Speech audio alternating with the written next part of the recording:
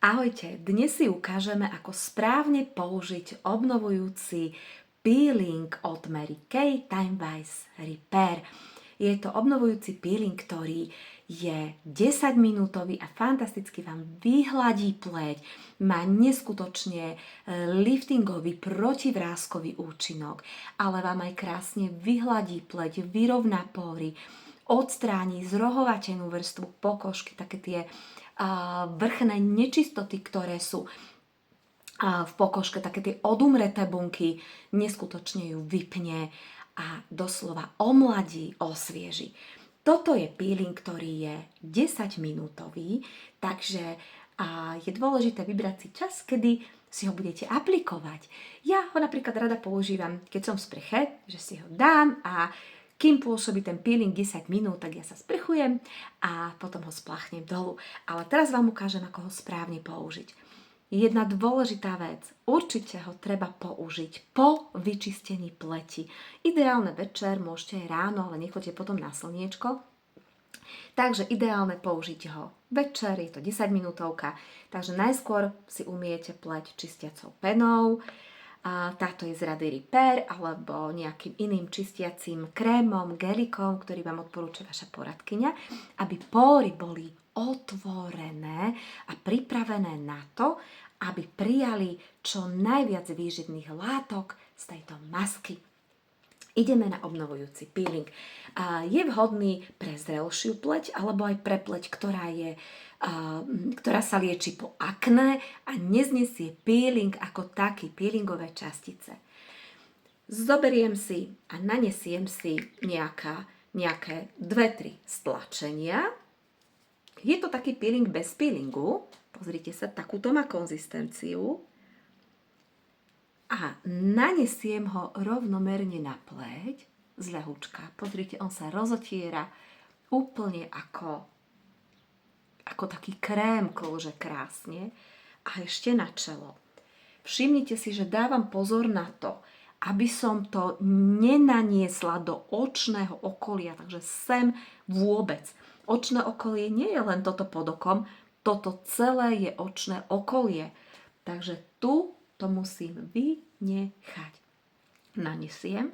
On sa okamžite vstrebe. Pozrite, ako ľahučko. Je to taká rýchlovka. Dôležité, aby ste si to naniesli naozaj všade. Ak máte pocit, že niekde taká nerovnomerná pleť, kde máte šupinky, kde je nazbieraná taká tá zrohovatená vrstva kože, tak tamto pekne navrstvite napríklad okolo nožteka, alebo tam, kde máte zvyšky po akné, tak tamto kľudne môžete naniesť. Tu mi sa robí taká malinká vyrážočka, tam si to nanesiem a to je celé. Len to natriem, nemusíte to ani masírovať. Takže na suchú pleť, ale umytú, aby boli otvorené pory, nanesiem si nejaké 2-3 stlačenia. No a stopujem 10 minútiek. Takže mám čas. Buď si môžem vypiť kávu, alebo čaj, alebo idem do sprchy, alebo ten čas proste nejak využijem, tých 10 minút. Takže počkám 10 minút.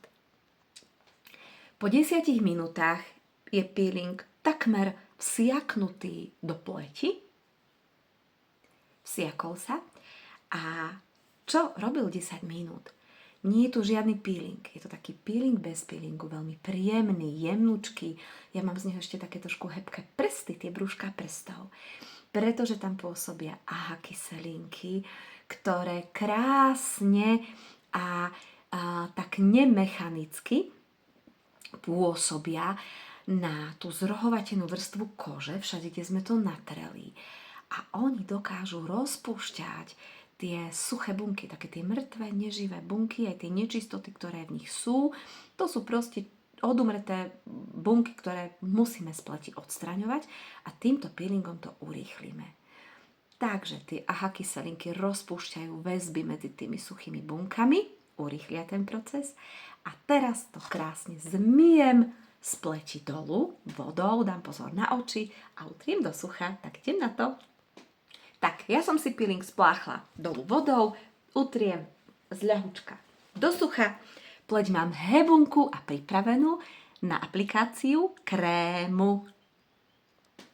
Ja som si pleť umyla, spláchla som dolu všetky tie nečistoty, utrela zľahka do sucha a pleť mám hebučku a pripravenú na aplikáciu sér a hydratačného krému. Tak užívajte si aj vy. Obnovujúci Repair Peeling je fakt super.